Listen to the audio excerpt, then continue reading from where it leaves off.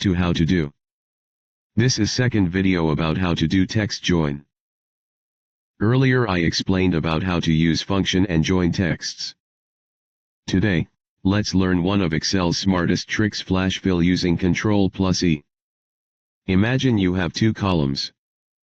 First names in B6, and last names in the C6. And you want to create full names. In the cell next to your first row, type how you want the combined name to look. For example, James Smith. Step 2. Now press Ctrl E on your keyboard. Excel will automatically fill down the rest by detecting the pattern.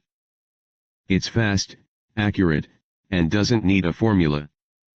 Flash fill also works for asterisk extracting initials, asterisk reversing names, asterisk creating custom formats, asterisk even fixing phone numbers or email addresses.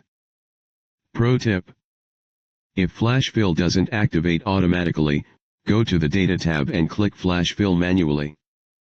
And that's it. With just Ctrl E, you can save tons of time formatting data in Excel.